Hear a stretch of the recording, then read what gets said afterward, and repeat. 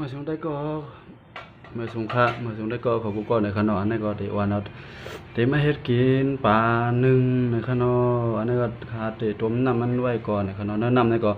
เอาข้าวโกปลาเอาเหม็นเคี้ยวนะครับนี่ก็ใส่ข้าวหอม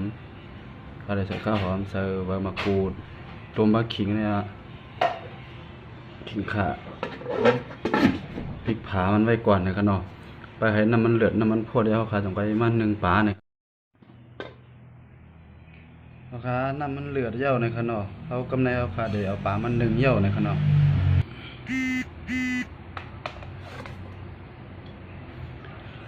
เอาขานะครับปลาพอเอามันหนึ่งเย่าในขนมในขณะต้องปลาในก็ขาได้ใส่ไว้หมักกูดเย่าก็ข่าหอมในขนมข่าใส่หน้าหนึ่งไว้ค่ะนะครับแต่ว่าเดี๋ยวใจข้าวยำมันหึงอีกนึงนะครับเนาะเอาขาเดี๋ยวมันหนึ่งไว้ก่อนครับก็นั่งซุกอยู่นะครับเนาะนะครับเดี๋ยวก็เขาครับ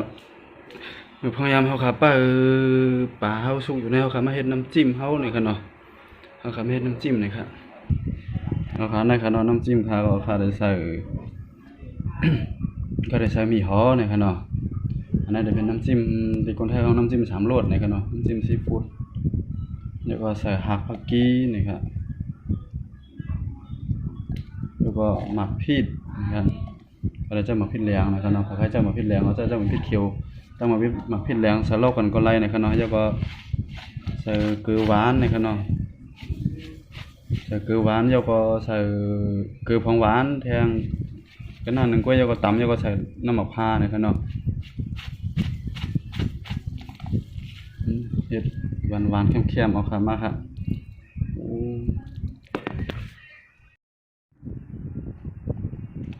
มันก็ใส่เกลือหวานเย่านะครับเนาะใส่น้ำตาลเย่าใส่เกลือครับแล้วก็ใส่ผงหวานครับกำในก็เอาขามาตำเอาขาในครับน้ำจิ้มเขาตำเย่าเลยครับเนาะตำอ่อนมากระไนหนึ่งก็กำในข้าวก็ได้ใส่มะพร้าวนี่ครับเนาะ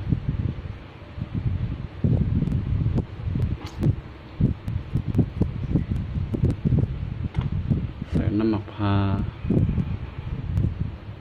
วสดๆนะครับที่มันได้หอมนะครับ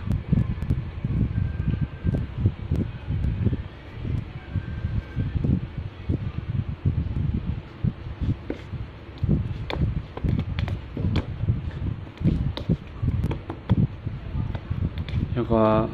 ขาดใส่น้ำอีกนึงนะครับเนาะ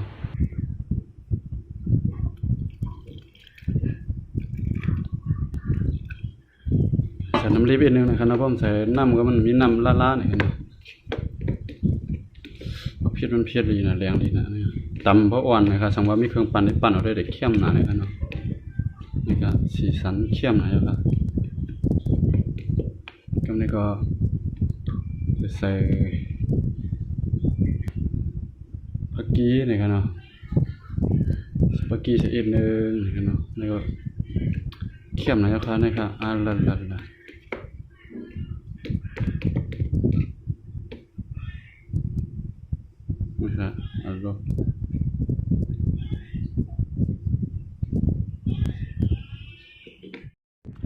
ขากำเนิดขามาด้วยเปล่าเนี่ยขนาดที่นึงไว้นะจะมันไปสู้เลยขนาด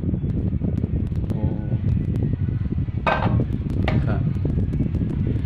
ด้วยได้แบบได้สู้เยี่ยวเลยขนาด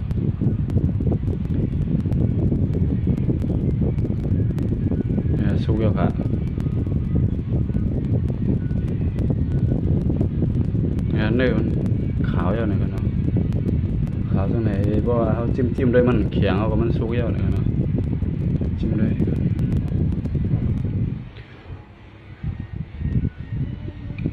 จิ้ม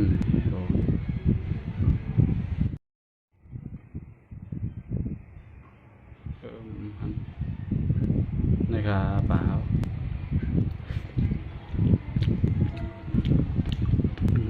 หอมเข้มหน่อยจะผักเข้มหน่อยจะผักปรุงให้ว่านะครับเนาะครับเนี่ย